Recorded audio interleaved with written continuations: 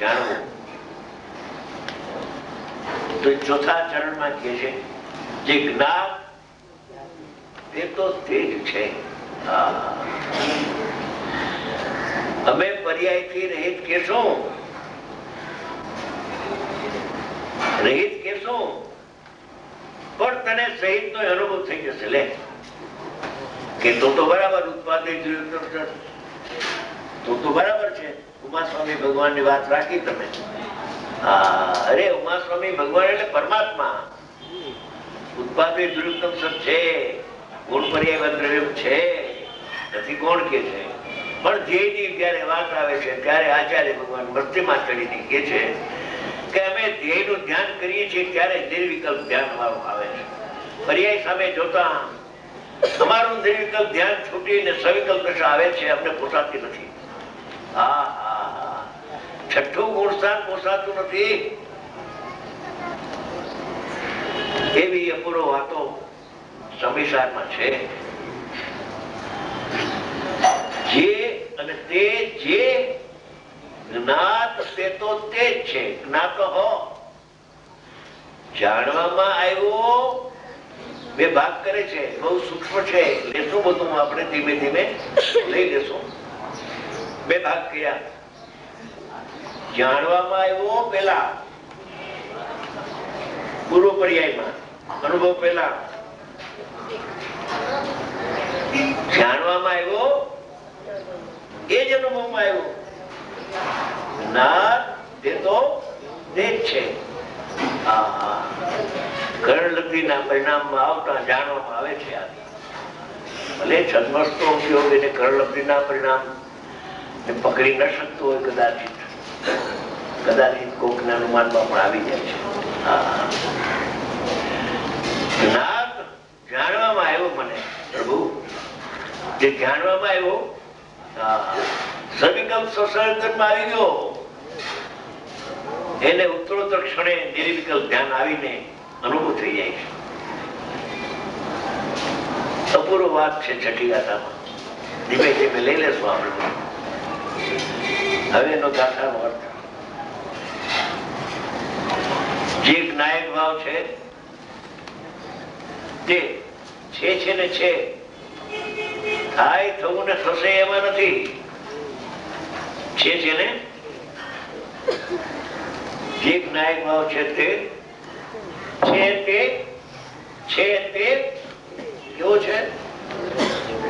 અપ્રમત પણ નથી અને પ્રમત પણ નથી. કોઈ નહીં લગાડી નથી.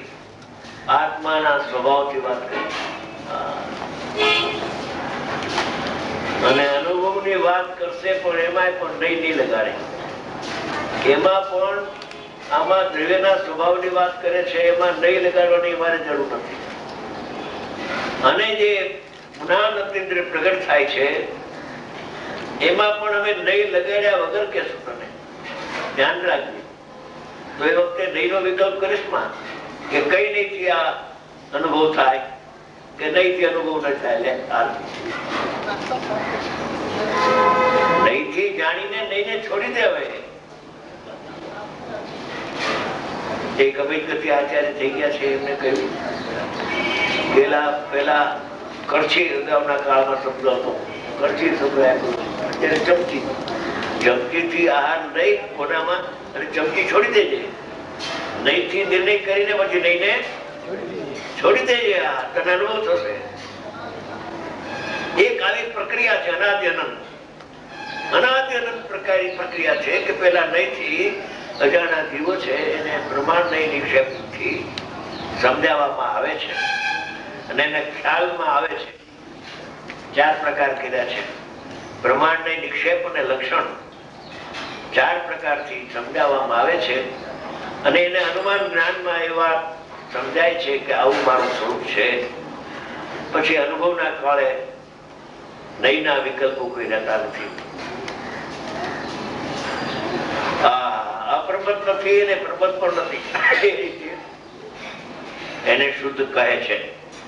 શુદ્ધ છે કે શુદ્ધાશુદ્ધ પર્યાયથી રહિત છે, માટે શુદ્ધ છે. વળી બે ભાગ પડ્યા ધ્યેય ને જ્ઞેયના.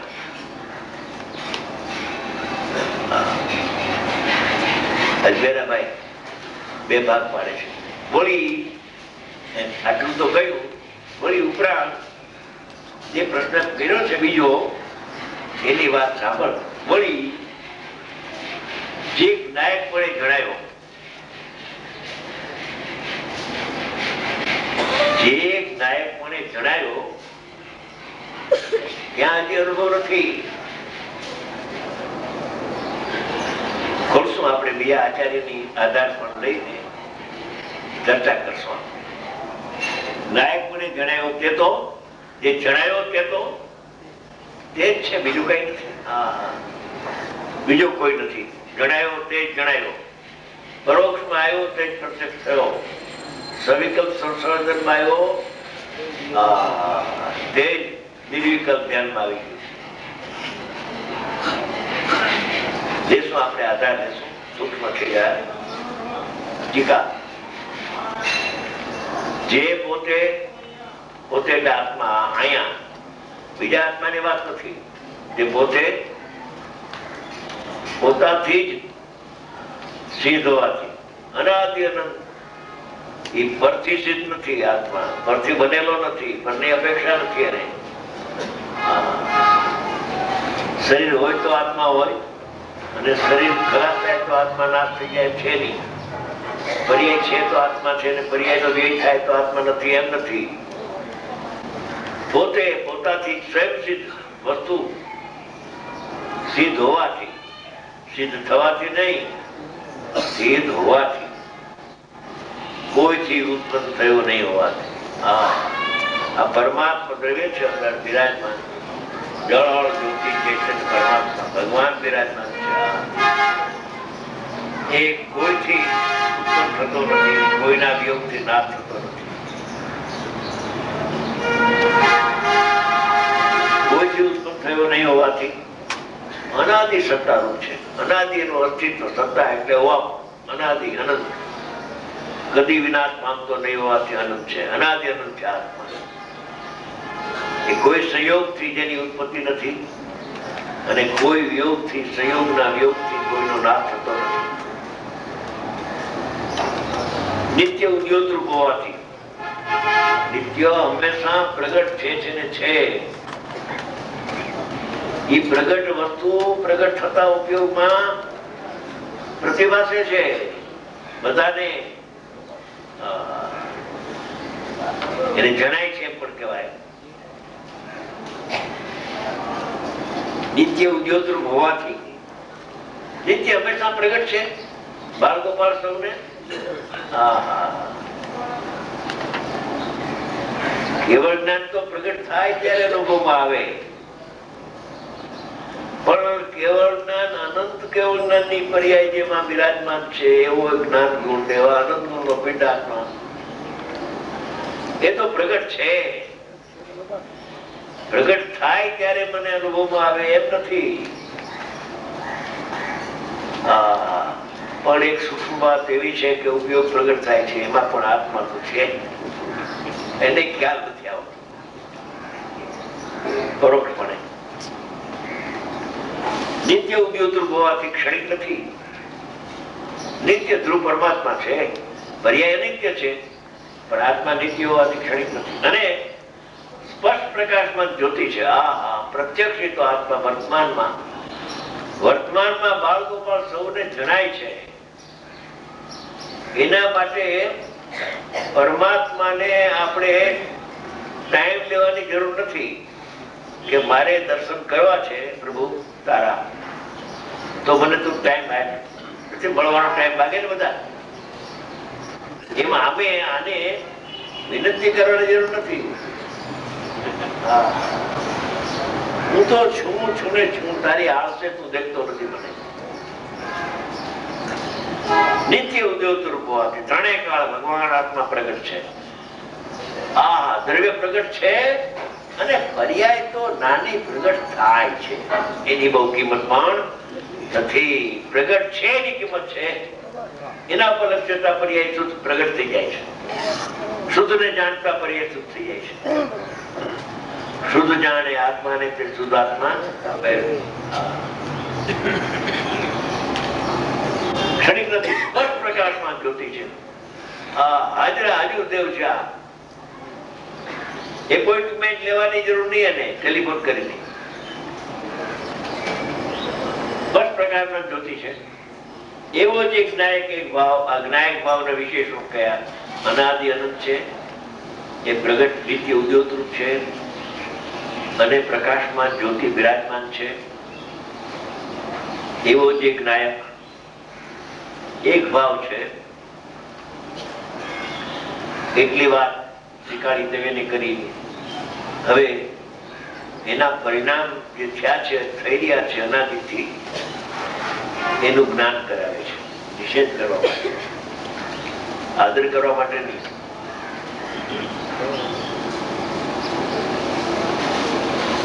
તે સંસારની અવસ્થામાં, અવસ્થા શબ્દ છે ને, સંસાર તો એક સમયની પર્યાયમાં છે. દ્રવ્યમાં સંસાર ક્યાં છે?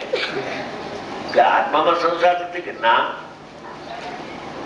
આત્મામાં સંસાર ન હોય. આમાં લખ્યું છે, એ વાંચું છું. આમાં લખ્યું છે, શું લખ્યું છે? સંસારની અવસ્થા, એમ લખ્યું છે. દ્રવ્યમાં નહીં.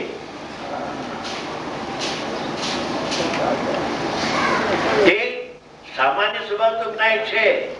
હવે એનું વિશેષ બીજું પડખું છે ખરું? બીજું પડખું નથી એમ નથી. અન્ય મતની માફક બીજું પડખું છે. સંસાર અવસ્થા અનાદિકાળની છે, પોતાને ભૂલીને બંને પોતાનું માને છે. તે સંસારની અવસ્થામાં, એટલે મિથ્યાત્વની અવસ્થામાં, સંસાર એટલે મિથ્યાત્વ અજ્ઞાનની અવસ્થામાં અનાદિ બંધ પર્યાયની નિરૂપણાથી, અપેક્ષાથી શિરની જેમ કર્મ પૂતગલો સાથે એકરૂપ હોવા છતાં અવસ્થા દ્રષ્ટિથી જુઓ તો એ કર્મનો બંધ એને દેખાય છે.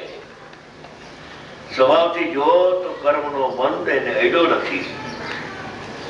આ સંસારની અવસ્થાથી જોવામાં આવે તો એમાં માલ ઘણો બીજો છે. સંસારની અવસ્થા કહીને પણ એક અપૂર્વ વાત આમાં કહેવા માંગે છે. હમણાં આપણે લેશું. બંધ પર્યાયની અપેક્ષાથી જોવામાં આવે તો તુરંત કસાય ચક્રના ઉદયની, જેનો એક કસાયનો ચક્ર છે, ભાવ કસાય ને દ્રવ્ય કસાય, એના ચક્રાઓમાં ચડેલો છે પર્યાય અપેક્ષાય. કસાય સમૂહના અપાર ઉદયોની વિચિત્રતાના અનેક પ્રકારના રાગ, દ્વેષ, ક્રોધ, માન, માયા, લોભ, હાસ્ય, રતિ, અરતિ, શોક, ભય, અનેક પ્રકારના વિકારી ભાવો થાય. વિચિત્રતાના વશે પ્રવર્તા, જે પુણ્ય પાપને ઉત્પન્ન કરનાર, આ નવા પુણ્ય ને પાપની પ્રકૃતિનો ઉત્પાદમાં ભગવાન આત્મા તો કરતા નથી ને કારણે નથી. તો એ નવી કર્મની પ્રકૃતિનો બંધ થાય છે, એમાં કારણ કોણ છે? કે સંસારીનો મિથ્યાત્વ ભાવ. એમાં નિમિત્ત કારણ છે. ઉપાદાન કારણ તો કર્મનું કર્મથી છે. નિમિત્તનું જ્ઞાન કરાવે છે. પણ એ કર્મ બંધાય એનો રાગ કરતા ન બને. રાગ થાય માટે આ કર્મ બંધાય પણ નથી. યોગાનુયોગ છે. અહીંયા રાગ થાય ને કર્મ બંધાય. બે નો સકાળ છે, સ્વતંત્ર છે. બે રાગ થાય છે માટે કર્મ બંધાય છે પણ નથી. કર્મ બંધાય ત્યારે એમાં નિમિત્ત પણ અગ્રાની નો રાગ હોય છે. બસ એટલું. પુણ્ય પાપ ને ઉત્પન્ન કરનાર, નવી કર્મની પ્રકૃતિનો બંધ થાય છે ને એનો ઉત્પન્ન કરનાર. હવે કોણ એમાં નિમિત્ત છે? અને જે કર્મના બંધમાં નિમિત્ત થાય એ ભાવે આત્મા પરિણમે છે કે નથી પરિણમતો? સૂક્ષ્મ વાત છે, જરા શાંતિથી સાંભળજો. હજી તો ઘણા દિવસ છે, ખુલાસા પણ આવશે. ન સમજાય તો ચિઠ્ઠી લખી ને આપવી, મને આપવી, યોગીજી સાહેબને આપવી. શું કે છે? પુણ્ય પાપ ની નવી કર્મની પ્રકૃતિ 7 અથવા 8 કર્મનો મત થાય છે, કોઈ વખતે 8, કોઈ વખતે 7. એમાં નિમિત્ત કારણ જે અનેક રૂપ શુભ ભાવો કર્મના બધનો કરતા તો જડ કર્મ છે. જડ કર્મને આત્મા માંગતો નથી ને આત્માના પરિણામ પણ એના કરતા થતા નથી, નિમિત્ત કરતા થાય છે. હવે જે નિમિત્ત થાય છે નવા કર્મની બંધની પ્રકૃતિને શુભાશુભ ભાવ નિમિત્ત થાય છે. એ જે કર્મનો બંધ થાય એમાં નિમિત્ત થાય શુભાશુભ ભાવ. એ રૂપે તો આત્મા પરમે છે ને, એના કોઈ કાળે પડતો નથી. કે અધરથી થાય છે, અધરથી થાય છે લે.